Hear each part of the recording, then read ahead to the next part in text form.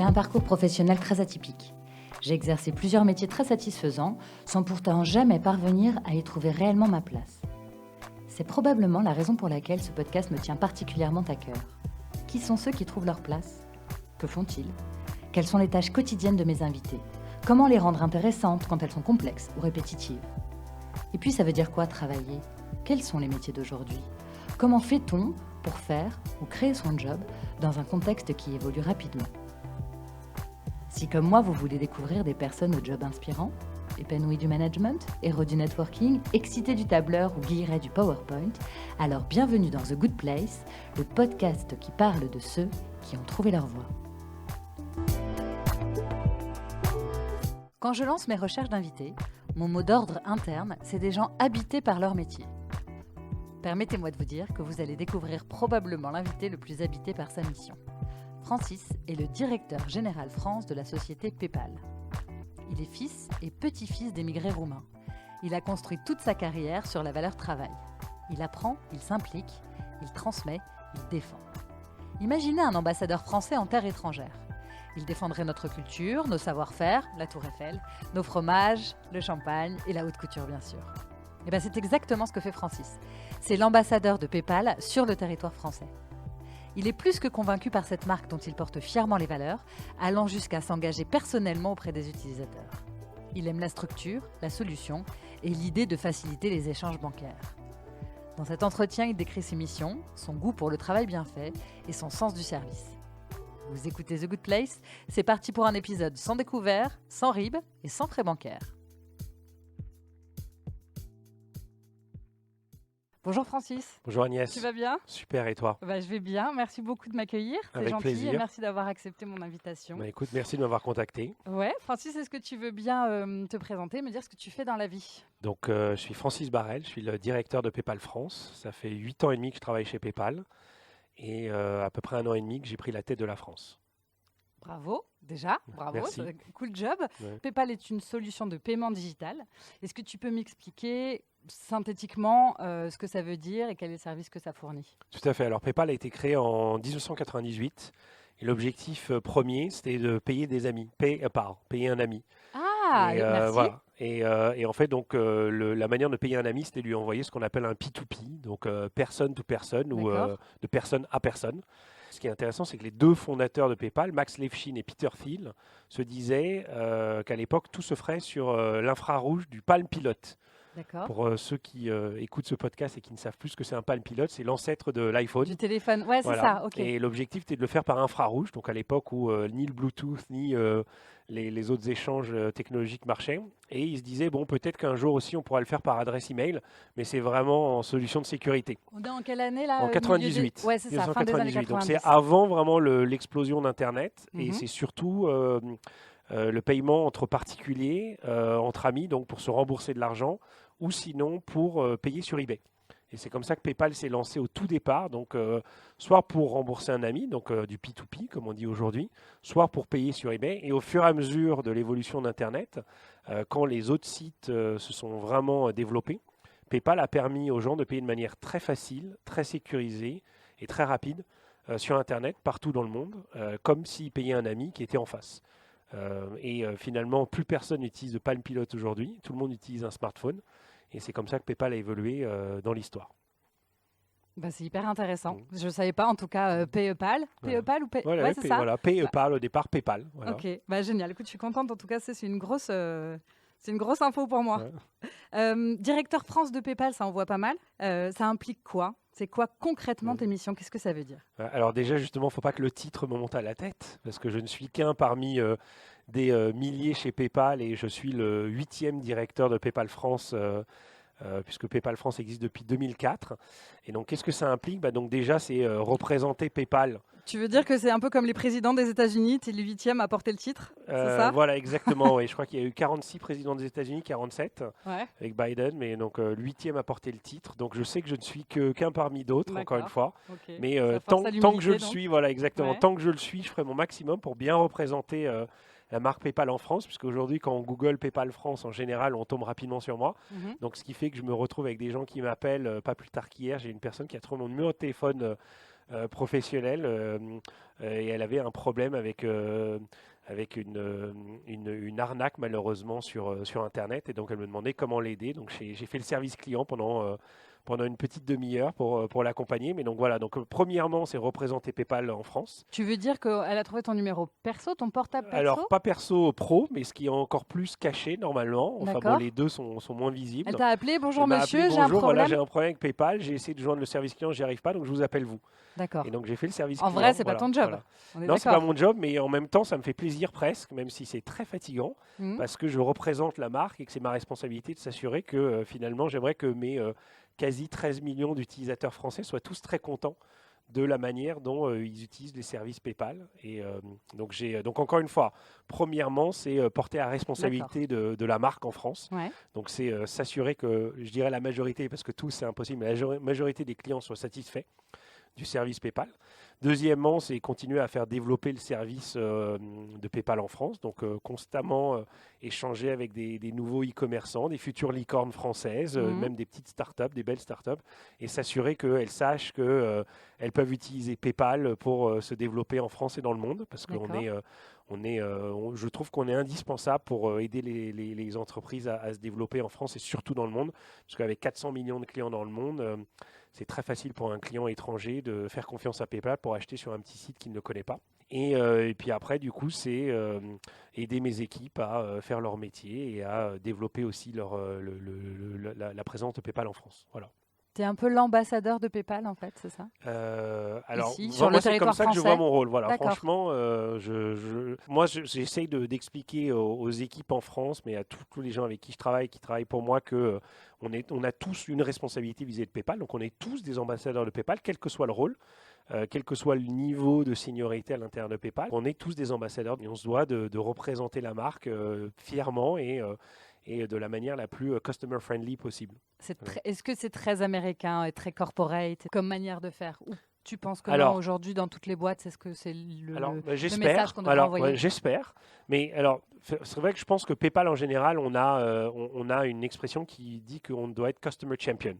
Donc vraiment, nos premiers clients, déjà, nos premiers clients sont les employés. Et c'est intéressant de se dire que les clients d'une entreprise sont ses employés. D'accord. Donc c'est vrai que notre PDG est très très clair depuis la crise justement, que les personnes à défendre et à protéger le mieux et le plus sont les employés. Donc nos premiers clients sont les employés, mais après les deuxièmes clients, c'est pas les actionnaires, c'est nos clients même. L'utilisateur. Donc voilà, c'est nos utilisateurs. Donc c'est sûr qu'on doit être des ambassadeurs et qu'on doit les aider. Donc je pense que c'est très PayPal, mais aussi je pense que c'est aussi très Francis Parel quand même, parce que je suis quelqu'un de très passionné, j'adore beaucoup de choses dans la vie et en particulier depuis que je travaille chez PayPal, j'adore PayPal. Donc je m'oblige constamment à faire en sorte que moi-même et tous les employés de PayPal avec qui je travaille soient des ambassadeurs de la marque, pour que après nos clients soient des ambassadeurs aussi de la marque PayPal. Ça veut dire que même que tu es dans un moment plus personnel avec des amis, de la famille, et tu mets un point d'honneur à toujours mettre en avant l'intérêt d'utiliser PayPal? Alors toujours, franchement, depuis que je travaille chez PayPal, mais même avant d'ailleurs, où j'adorais utiliser les services, si quelqu'un fait une cagnotte pour un anniversaire et a l'outrecuidance de ne pas utiliser une cagnotte PayPal, je suis très vexé. Ah, ok. Si quelqu'un me demande de faire un chèque, je lui dis non mais j'habite plus au 19e siècle, moi je fais pas de chèque, même les virements, le fait de rentrer un IBAN de 23 numéros dans une app bancaire, ça me sidère complètement. Donc envoyer un virement PayPal, justement payer un ami, PayPal, franchement je trouve que c'est instantané, c'est très facile et rapide à faire. Donc je ne sais pas pourquoi les gens aujourd'hui n'utilisent pas PayPal. Ça me sidère. Ok. Ok. Donc c'est un investissement et professionnel et personnel, d'après ce que tu dis, d'après ce que j'entends en tout cas. Je trouve ça assez surprenant parce que vu de loin, j'ai l'impression qu'être salarié te permet d'avoir un peu plus de distance par rapport à l'implication que tu as par rapport à un chef d'entreprise indépendant, par exemple, qui va travailler jour et nuit parce que c'est sa boîte et parce qu'il est obligé d'y mettre toute son énergie. Est-ce que tu penses que c'est ta valeur ajoutée à toi, Francis, dans la boîte, ton investissement humain, ou est-ce que tu penses que c'est le job qui demande cet effort-là?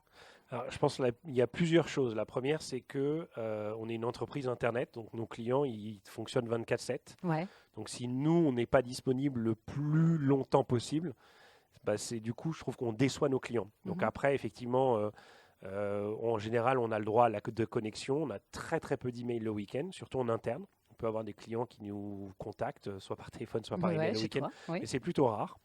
Donc on a quand même, effectivement, on peut profiter du week-end, on peut profiter de ces soirées, même si vu qu'on est une entreprise mondiale, on reçoit des emails plutôt le soir de l'étranger, mais on n'est pas du tout obligé d'y répondre, il n'y a pas du tout de pression de la part de la société. Mais encore une fois, c'est plus une pression personnelle que je me mets d'être disponible pour mes clients. Après, c'est vrai que par exemple, tous les gens qui me contactent pour des questions PayPal et qui n'arrivent pas à joindre notre service client, ils me contactent en général par LinkedIn. Et donc ça peut arriver 24/7. Franchement, ça c'est constamment. Et encore une fois, ça c'est ma propre responsabilité. Je me dis, s'ils ont des besoins urgents et c'est pour ça qu'ils n'arrivent pas à contacter le service client et qu'ils me contactent moi, c'est mon devoir de leur répondre le plus rapidement possible pour leur donner la meilleure image de PayPal. Donc oui, en tant que vis-à-vis d'un entrepreneur qui lui vit 24/7 avec sa société parce qu'il se dit que s'il ne fait pas une chose ou une autre rapidement, peut-être Mhm. que sa société va faire faillite, qu'il ne pourra pas payer ses salariés. Moi, je n'ai pas cette pression-là, mais je me mets un devoir, une pression personnelle d'être disponible le plus longtemps et le plus souvent possible pour mes salariés, les équipes, mes clients. Parce que, encore une fois, c'est ce qu'on disait tout à l'heure, je suis un ambassadeur PayPal, donc je veux donner la meilleure image possible de la société. Ça te prend pas un peu trop de temps? Parce que j'imagine que tu dois avoir des Ouais, notifs qui clignotent toutes les ouais, 3 minutes sur ton ouais, téléphone pour te dire ça, ça, ça et ouais, ça, que tu as beau vouloir bien faire, il y a des moments où tu n'as pas le ouais, temps, tu as des priorités. ouais. Comment tu fais? Alors, je donne un très mauvais exemple à mes enfants. Ma femme n'est pas très contente non plus quand j'amène le Ouais. téléphone à table. Donc c'est sûr que c'est pas ce qu'il y a de mieux pour séparer le travail de la vie personnelle. Après, bon, c'est vrai que depuis le confinement, on a la séparation est beaucoup moins claire. Ouais. Mais même avant le confinement, en fait, je prenais ce travail très à cœur, je le faisais toujours. Et c'est vrai que j'ai beaucoup moins de temps depuis ce rôle-là de directeur France pour mes projets personnels. Même avant, quand j'ai rejoint PayPal, mais même avant, quand j'étais consultant aussi, le travail est quand même toujours très preneur. Après, j'arrive toujours à trouver quand même des petits moments dans la journée, soit au déjeuner, le soir, le week-end, pour, pour bien m'occuper de mes enfants aussi D'accord. déjà, et quand même aussi m'occuper d'activités plus personnelles. Comme quoi? L'écriture, par exemple, le cinéma, la lecture, D'accord. la musique. Je Voilà, sais un donc, peu que tu voilà. écris. Est-ce que tu veux bien Ouais, me dire, sans rentrer dans les détails, mais un ouais, peu ce que tu fais, ce qui ouais. t'habite? Alors, moi, j'adore écrire depuis l'âge de 8 ans. Donc, D'accord. j'ai commencé avec des petites nouvelles, des poèmes. Puis, au fur et à mesure, je suis arrivé à des romans. Alors, d'abord en français. Et puis, depuis que j'ai bougé aux États-Unis en 2003, des romans en anglais. Donc, j'ai déjà écrit 2 romans en anglais complètement, que j'ai terminé, que j'ai auto-publié. Et là, j'ai commencé un troisième. Et en même temps, j'ai écrit 2 scénarios en anglais.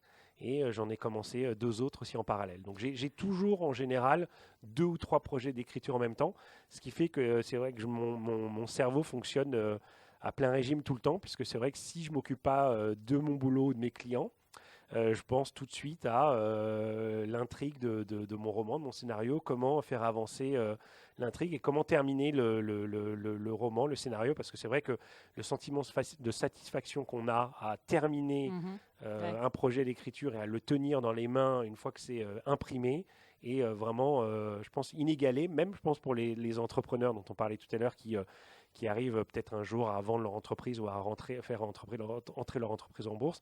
Je trouve que le fait de pouvoir tenir son propre roman dans la main, avec une belle couverture finie par un artiste qui a pris du temps pour la faire, je trouve que c'est incroyable. Ouais, bah, c'est hyper Voilà. concret en fait. Ouais, C'est pas juste réaliser un projet, c'est avoir un ouais, projet physique ouais, que tu peux partager ouais. en touchant les gens. Ouais, je comprends. Et tu t'écris sur quoi? C'est varié ou tu Alors, as un thème de prédilection? j'ai toujours beaucoup aimé le cinéma américain, les films Ouais. à grand spectacle ou assez entertaining, comme on dit en anglais, donc qui sont très divertissants, qui sont pas trop prises de tête, mais pour tous les publics. Donc avec un peu d'humour, du suspense, de l'action. Donc mes romans en général sont plutôt des romans d'aventure. Les 2 derniers étaient plutôt des romans de science-fiction, mais avec pas trop de science-fiction. L'objectif était plus d'utiliser la science-fiction, surtout sur le dernier, comme une excuse pour examiner un peu la relation de notre société actuelle avec la technologie. D'accord. Donc Donc, ça, tu c'est t'inspires très un peu de ce que tu vois dans le de ce que je quotidien vis, quand même. Ouais. exactement, tout à fait. D'accord. Est-ce que, en termes de responsabilité, tu trouves que c'est difficile comme métier, enfin, en tout cas comme responsabilité, ou est-ce qu'au contraire, tu trouves ça très gratifiant Ouais. d'être à un poste de direction Ouais. générale? Alors, c'est pas parce que c'est difficile que c'est pas gratifiant. Ok, Je trouve que si c'était pas difficile, ça serait pas gratifiant, ça serait pas intéressant. d'accord. Parce que justement, en fait, le fait que ce soit trop facile fait qu'on n'apprend plus et que bah on est en mode cruise control en fait, en autopilote.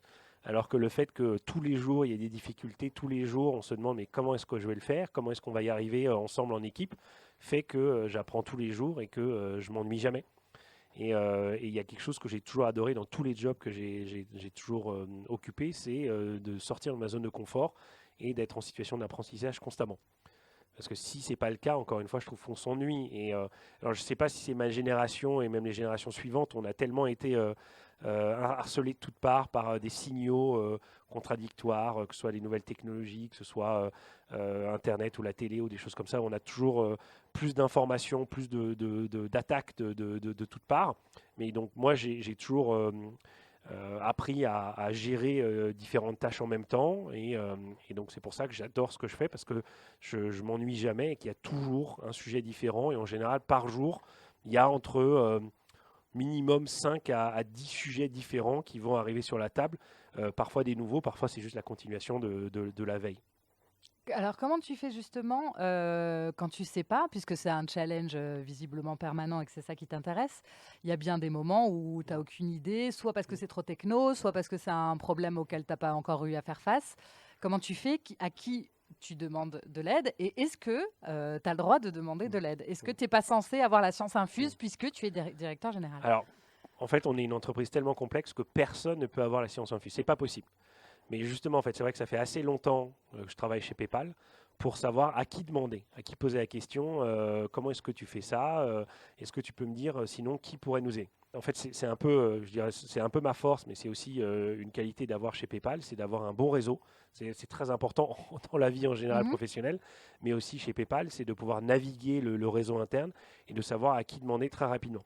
Donc là, typiquement, par exemple, hier, on a lancé un projet pour travailler avec une grande chaîne de cinéma française qui a près de 70 cinémas indépendants. Et donc la question, c'est comment est-ce qu'on va pouvoir faciliter l'onboarding, donc Ouais, l'arrivée d'accord. de ces 70 cinémas sur la plateforme PayPal, pour que ça soit le plus fluide possible pour le client. Encore une fois, vraiment la priorité, c'est d'être customer-centric, de les aider pour que ça soit le plus fluide possible.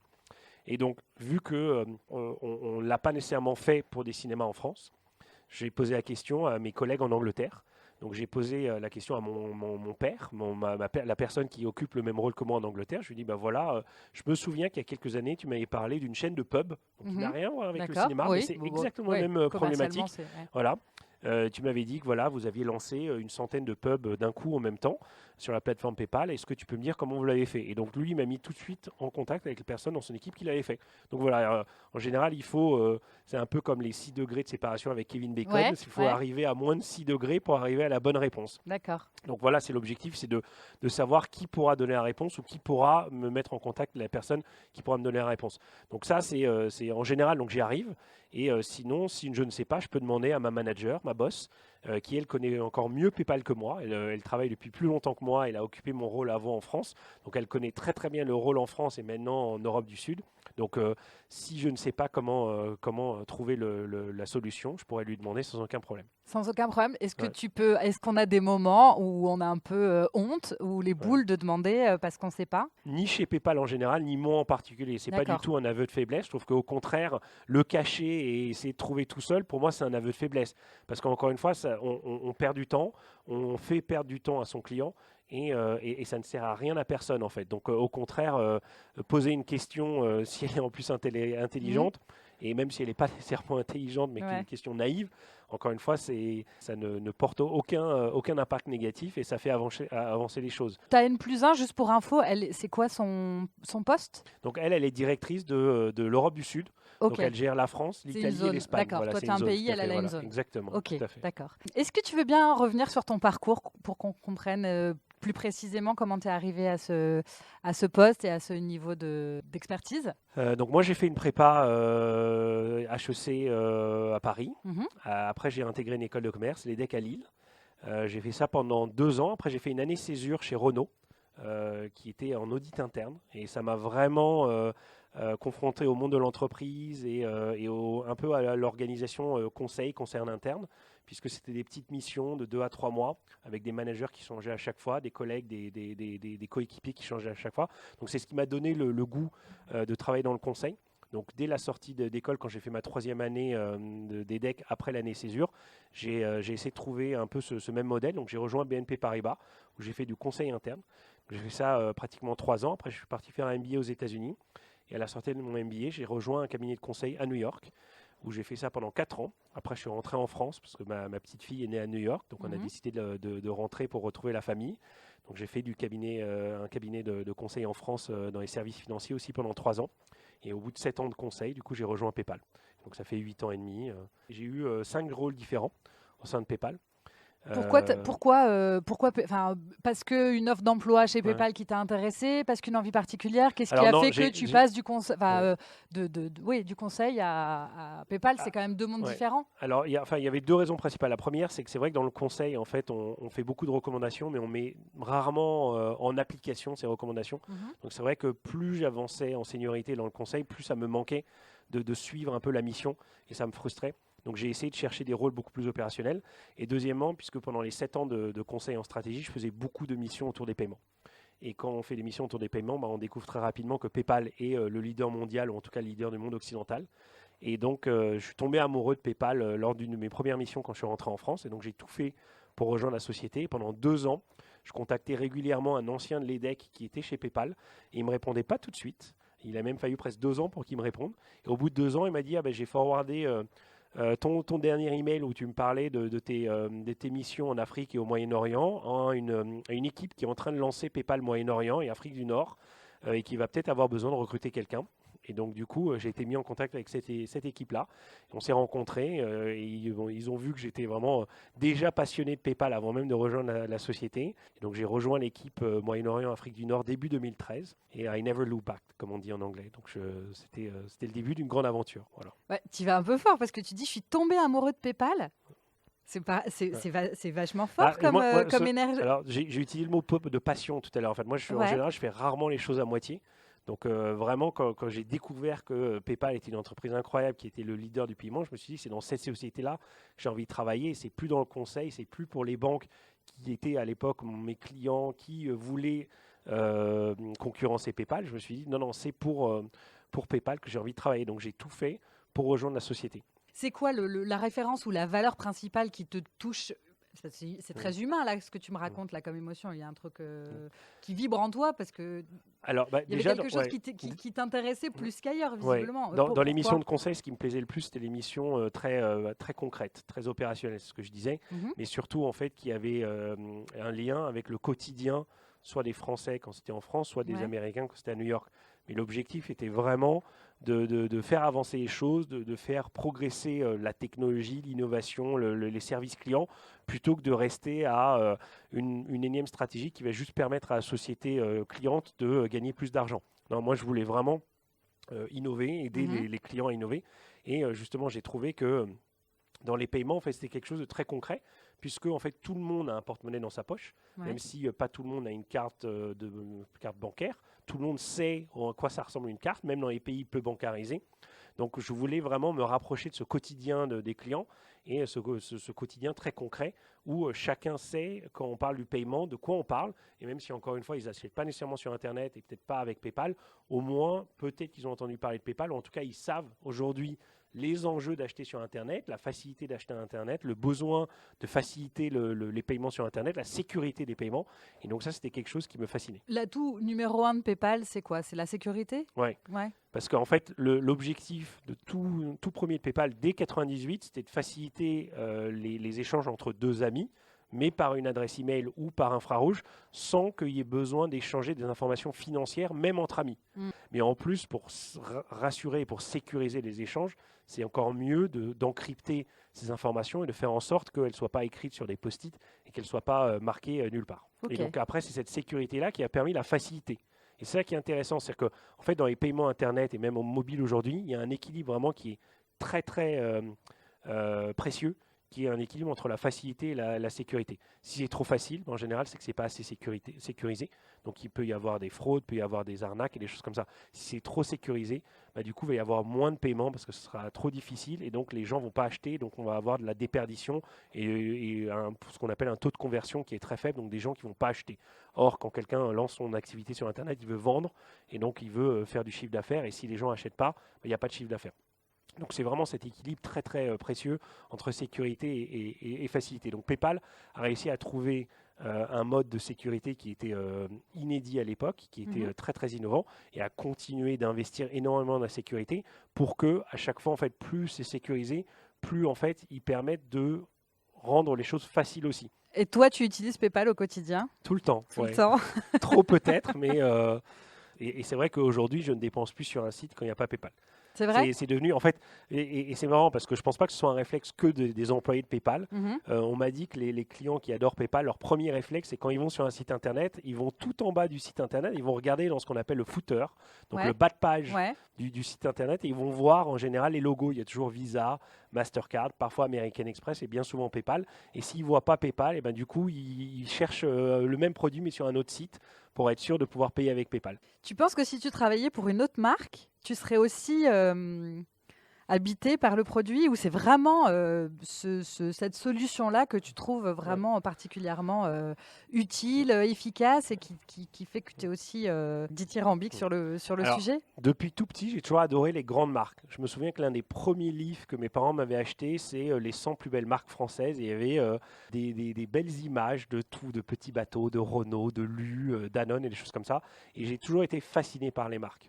Donc c'est vrai que j'ai toujours cherché à travailler dans des grandes entreprises. Donc j'ai parlé de Renault tout à l'heure et le BNP Paribas, qui sont des fleurons de l'économie française. Donc c'est vrai que j'ai toujours adoré les belles marques parce que je trouve que c'est vrai que des belles marques qui ont une histoire, ça passionne, ça fascine. On parle toujours de Coca versus Pepsi et donc c'est vrai que vu que je préfère Coca, je me fascinerai toujours plus pour l'histoire de Coca. Pareil pour Marvel versus DC, je suis un grand fan de DC, donc tout ce qui a trait à Superman, Batman et Wonder Woman, je trouve ça fascinant, donc je suis un grand passionné. Et après pour les paiements, aujourd'hui voilà, je suis un fan de PayPal et je vais essayer de travailler le plus longtemps possible pour cette société, et ce qui fait que je resterai aussi longtemps que possible passionné par ce que je fais. Tu m'as raconté ton parcours dans tes études et pro. Est-ce que tu veux bien me dire d'où tu viens? Qu'est-ce que faisaient tes parents? De quel milieu tu viens? Comment tu as voilà. Moi, je viens d'une petite famille, on va dire, de réfugiés politiques ou en tout cas réfugiés roumains. Parce que mes parents maternels sont arrivés en France en 1947. Ils ont fui les soldats de l'armée rouge qui arrivaient pour envahir Bucarest. Et donc ils ont fui, ils ont pris un avion, puis un train, puis ils ont traversé des frontières à pied, enfin comme ce qu'on voit plus que dans les films ou dans les romans. Et ils sont arrivés en France avec mon oncle qui avait 8 mois. Et ils avaient tout abandonné en Roumanie. Ils ont dû recréer toute une vie à partir de rien en France. Et ma mère est née dans cette famille-là quelques années plus tard. Donc mon père, lui, en fait, il est arrivé en France, il avait 27 ans. Il est arrivé en 1974. Et du coup, pareil, lui, il a dû tout quitter en Roumanie. Il a réussi à prendre ses parents qui avaient déjà 70 ans à l'époque, donc qui est déjà très âgé, qui ne pouvaient pas refaire une vie en France. Donc finalement, je suis la première génération née en France vis-à-vis de mon père, deuxième vis-à-vis de ma mère. Donc finalement, c'est ce passé de réfugié roumain qui a fait que je suis très très fier d'avoir été adopté par la République française. Et que je trouve que la France est une terre d'accueil qui est formidable. Et en même temps, j'ai cette historique de deux familles qui ont dû tout quitter, tout recréer à partir de rien, de zéro en France. Ils ont partagé leurs valeurs avec moi et pour que la notion de la valeur travail soit la plus importante possible et du coup leur faire honneur, les rendre fiers. J'ai appelé mon fils Hugo, qui était le prénom de mon grand-père maternel, qui était vraiment un homme très très inspirant, qui a fait beaucoup pour la France, qui a essayé pour les relations avec la Roumanie aussi. Et donc je trouve que c'est très très important de se souvenir des générations passées, de transmettre aux générations futures le meilleur des générations passées, tout en évoluant et en vivant avec son temps évidemment, mais en honorant sa famille. Cet héritage. Voilà. Ouais. Et ils faisaient quoi, tes parents en France? Ma mère, elle a rejoint l'INSERM. Elle a été, D'accord, dans la elle a été recherche? chercheuse Ok. exactement pendant plusieurs décennies. Mon père, lui, il a eu une formation d'ingénieur et il avait travaillé d'abord dans une entreprise industrielle en France et après il a rejoint la société familiale. Avec tout ça, avec toute cette expérience et ce bagage, est-ce qu'aujourd'hui tu te sens... Alors, tu as dit tout à l'heure que tu as eu plusieurs postes chez PayPal avant d'en arriver là. Est-ce que tu te sens légitime dans tes fonctions? J'ose à croire que oui. Ouais. Oui, oui. Tant mieux. Voilà. Ouais. Mais effectivement, en fait, c'est parce que j'ai eu 4 postes avant où j'ai appris énormément sur PayPal. J'ai créé ce réseau interne dont je parlais tout à l'heure. J'ai aussi beaucoup appris sur les enjeux consommateurs et marchands dont je parlais tout à l'heure aussi, les problématiques, les besoins, les innovations nécessaires pour chaque marché. Ce qui fait que quand il était temps de porter sa candidature pour le rôle de directeur France, en fait, j'ai levé la main et j'ai tout fait pour gagner le rôle. Je l'ai eu en me battant pour, mais en montrant ma légitimité aussi pour ce rôle. Et je pense que depuis 18 mois que je l'ai, j'ai tout fait pour l'étendre, le développer et faire en sorte que, encore une fois, la PayPal en France se développe au maximum et que le bureau parisien aussi vive malgré le télétravail et malgré la crise. C'est quoi, selon toi, la qualité principale pour faire ce que tu fais? Pour moi, il y a 3 qualités indispensables qu'il faut avoir. C'est il faut s'adapter. Il faut être flexible tout le temps, pivoter s'il y a besoin. C'est la première chose. La deuxième chose, c'est la patience. Parce que justement, parfois on peut se dire qu'il faut prendre des décisions dans le stress, dans la pression, mais non, justement, en fait, il faut vraiment les mûrir, il faut demander à d'autres leurs avis, il faut effectivement savoir prendre ses responsabilités et décider, Ouais. mais c'est essentiel de pouvoir mûrir la décision. Donc tu réagis Et, jamais impulsivement? Tu attends toujours avant alors, d'appuyer parfois, sur le si bouton? justement, parfois, peut-être que mes émotions peuvent avoir le meilleur de moi-même pour une réponse à un email, alors Ouais. que justement, je devrais prendre le temps de réfléchir. Mais en général, je dirais 99% du temps, j'essaie de mûrir la chose. Et la dernière qualité, c'est l'empathie, qui pour moi, qui est liée à l'humilité aussi. Mais en fait, je trouve qu'encore une fois, depuis la crise, si on n'est pas sensible aux besoins de ses salariés, de ses équipes et des gens autour de soi, bah pareil, en fait, on ne peut pas comprendre ce qu'ils traversent et donc c'est pas possible. Après, je trouve qu'à l'intérieur de PayPal, pour tenir le rôle qu'on a aujourd'hui, mais même en fait évoluer, il faut maintenir un réseau. Ça, c'est indispensable, ce que je disais tout à l'heure. Je pense que c'est valable aussi, effectivement, pour toutes les sociétés, mais particulièrement pour une société comme PayPal, où on a des bureaux dans le monde entier. On offre nos services dans plus de 200 pays. Donc, il faut comprendre comment les petits copains au Brésil, au Japon, en Angleterre, aux États-Unis fonctionnent. Et donc, il faut constamment agrandir son réseau pour savoir ce qu'ils ont fait, parce que peut-être qu'ils sont en avance sur nous, peut-être qu'au contraire, on va pouvoir partager notre avance par rapport à eux. Donc c'est un réseau interne. C'est aussi constamment comprendre comment les produits évoluent parce qu'en fait on est dans un secteur qui innove constamment et on n'est pas à l'abri qu'un jour en fait quelqu'un dans son garage disrupte les modes de paiement. Donc pour être sûr d'avoir un cran d'avance ou même plusieurs crans d'avance et sur la concurrence et aussi sur les arnaqueurs, il faut constamment évoluer, innover, investir pour être sûr qu'on sera toujours en avant sur la partie sécurité et facilité. PayPal est une société américaine. Est-ce que tu te sens autonome dans tes fonctions ou est-ce que le fait justement que ce soit une société américaine, ça t'empêche d'avoir toutes les latitudes que tu voudrais avoir? Alors, je dirais qu'en général, on a plutôt une bonne autonomie. Ouais. C'est pour ça que j'étais vraiment ravi de rejoindre PayPal. C'est vrai que même si j'ai parlé des grandes marques que j'adore et des grandes sociétés pour lesquelles j'ai travaillé, j'ai toujours aimé aussi travailler dans des petits départements à taille humaine, dans des grandes sociétés. Parce que c'est vrai qu'être un numéro invisible dans une grande masse de salariés, ça ne m'excitait pas non plus. Donc là, c'est vrai que le bureau parisien n'est pas énorme. Donc on est quand même à taille humaine. Et donc ça Il y a combien de permet, en personnes? fait, on est un petit peu moins de 100.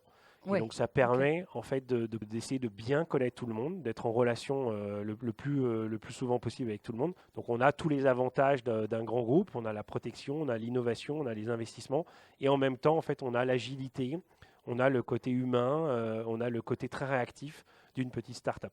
Comment tu sais que tu es un bon dirigeant? Euh, Déjà, en fait, l'avantage de travailler pour PayPal, c'est qu'on a les chiffres qui mentent pas. Donc, l'objectif, c'est quand même toujours de creuser les chiffres, de démoyenniser. Ça, c'est Mhm. quelque chose que l'un de mes anciens managers m'a appris. C'est OK, les chiffres disent une chose, mais il faut toujours les creuser pour démoyenniser et voir si du coup, c'est pas parce que ça augmente ou ça va dans un sens que en fait, c'est pas lié juste à une seule source de data qui cache le fait que, par exemple, il y a un seul client qui grandit alors que tous les autres diminuent en fait. Les chiffres permettent de savoir constamment si on fait du bon travail. Il faut demander à ses équipes aussi. Ouais. Il faut demander à ses clients. Donc je disais tout à l'heure que ça me fait plaisir de répondre aux clients parce que justement quand ils disent on n'arrive pas à avoir le service client, c'est que finalement on ne fait pas du bon boulot, on ne le fait pas du assez bon boulot. Donc il faut constamment s'améliorer. Donc je pense que oui, je fais du bon boulot, mais je pense que je peux faire du meilleur, encore mieux mon job. Je pense qu'on peut toujours faire mieux, quelle que soit la situation, et s'améliorer constamment. Est-ce que tu te sens à ta place? Depuis quand? Et à quel moment tu as compris que tu étais au bon endroit ou que c'était le bon job pour toi? Alors, lié à la dernière question, si je dis qu'on peut constamment faire mieux, Ouais. euh, ça me fait penser que je suis peut-être pas complètement à ma place, parce que je pense que je peux m'améliorer. Je pense que PayPal peut faire toujours mieux. En fait, on est ce qu'on appelle une good company, on veut être une great company, donc on veut vraiment toujours faire mieux. Donc je me sens à ma place et aujourd'hui, je sens pas nécessairement qu'il y ait quelqu'un d'autre qui puisse faire mieux mon rôle que moi, Mhm. même si en même temps, il y a une règle chez PayPal qui dit que dès qu'on a un job, en fait, il faut trouver tout de suite son successeur. Ou en tout cas, il faut former son ou ses potentiels successeurs pour se faire en sorte que si jamais on est amené à évoluer encore vers le job suivant, qu'on puisse s'assurer qu'il y ait une continuité de l'activité et que les successeurs soient mis en place. Donc aujourd'hui, vraiment, je suis très très content de ce que je fais. Je suis très à ma place. Donc je pense que oui, je suis à ma place, mais je pense qu'encore une fois, pour rejoindre la dernière question, je pense que je peux faire évoluer mon rôle constamment pour faire en sorte qu'on fait toujours mieux et plus. Ouais, mais ça, c'est le sujet, en fait. Être à sa place, c'est pas un objectif défini qui ne Mm. bouge plus. Être à sa place, c'est continuer à être à sa place malgré les différentes évolutions du poste, de soi-même, de ses émotions, de sa vie personnelle. C'est une espèce d'équilibre entre plein de choses. Mm. Donc, il faut le faire évoluer dans le temps aussi. Est-ce que tu penses que ton avenir il est chez PayPal jusqu'à la fin de ta carrière, ou est-ce qu'au contraire, ton goût pour le challenge et le défi fait qu'il y a d'autres marques, d'autres grandes marques qui pourraient t'intéresser? Est-ce que tu as le droit de dire ça? Oui, parce qu'en fait, pour le moment, en fait, enfin, c'est vrai que ma carrière précédente, avant PayPal, j'avais changé plusieurs fois de société, même si j'étais resté en moyenne 2 3 ans minimum. Donc, je ne m'imaginais pas nécessairement rester 8 ans chez PayPal, voire faire toute ma carrière. Et en même temps, aujourd'hui, je ne m'imagine pas ailleurs. C'est vrai que je suis très très content de la société, je suis très content des gens avec qui je travaille, je suis très content de mon rôle. Alors est-ce que mon rôle ne va pas évoluer ou est-ce que je ne vais pas changer de rôle à terme? Bien sûr que oui, mais en tout cas j'espère que je resterai le plus longtemps possible chez PayPal. Et donc c'est vrai que je suis ravi de rester là et c'est ce que je disais tout à l'heure aussi, c'est très concret. Le fait que les gens travaillent sur le e-commerce, encore plus depuis la crise, depuis les fermetures des magasins. Aujourd'hui, un commerçant, s'il veut survivre, il est obligé de faire soit du click and collect, soit au moins de vendre sur Internet aussi. Et pareil, tout à l'heure, je disais que j'étais sidéré par les gens qui n'utilisaient pas PayPal et qui utilisaient encore des chèques au 21e siècle. Pour moi, je suis sidéré par un restaurant qui ne fait pas à emporter, un magasin qui ne fait pas du click and collect, parce qu'en fait, ils n'ont pas besoin d'être ouverts 7 jours sur 7. Mais si ce n'est pas eux qui vont être ouverts 7 jours sur 7, c'est leurs concurrents, c'est des gens à l'étranger, et du coup, c'est des clients qui vont perdre. Donc moi, j'ai pas envie que des petits commerçants ferment, j'ai pas envie que des restaurants, des boutiques n'aient pas maintiennent leur activité. Et je trouve que le meilleur moyen quand on a des confinements comme ça, c'est de vendre sur Internet. Et évidemment pas que avec PayPal, mais avec tous les moyens de paiement que les clients voudront. Mais on est là pour les aider à se lancer sur Internet de manière instantanée aussi. Donc le sens du service chez toi, il est vraiment hyper naturel. Tu as vraiment envie d'aider les gens. En fait, je pense que c'est lié à ce que je disais tout à l'heure sur le passé de ma famille. En fait, c'est lié à la valeur travail, lié au fait que quand on a envie de travailler dur et bien, on a envie de faire bien son métier et son boulot. C'est en fait pour bien faire son boulot, c'est de servir le client. Parfois, je trouve qu'il y a certaines entreprises, des grandes marques ou des entreprises françaises qui oublient les clients et tous les 5 ans, ils embauchent un cabinet de conseil. Ils vont dire on va remettre le client au centre de la relation, mais à chaque fois, ils oublient quel est le client. Alors que nous, en fait, vu que tout à l'heure, on disait comment est-ce qu'on voit si on a du succès ou pas, parce qu'en fait, on le voit dans les chiffres. Et si en fait on fait une innovation et que le client il n'adhère pas, et en fait on le voit tout de suite. Et en revanche, si on voit qu'on sert le client, on le voit tout de suite aussi. Et donc c'est ça qui est génial, c'est d'avoir un feedback instantané, aussi bien dans la donnée, dans la data, que dans le feedback qualitatif des clients. Alors on va passer aux questions de la fin. PayPal ou crypto-monnaie? PayPal. PayPal. Ouais, PayPal. Qu'est-ce que tu penses des crypto-monnaies? Est-ce que tu as un avis à me donner sur pour moi, le Bitcoin, les crypto-monnaies, enfin, il y a deux aspects. Il y a l'aspect qui est, est-ce que ça apporte de l'inclusion financière? Peut-être. Mais aujourd'hui, en fait, la plupart des gens qui achètent des crypto-monnaies les utilisent, enfin, ont déjà des moyens de paiement alternatifs, enfin, existants. Ouais. Donc finalement, si ça apporte pas de l'inclusion financière pour les gens qui n'ont pas de compte bancaire, et je trouve que ça n'a pas de valeur aujourd'hui, telle qu'elle.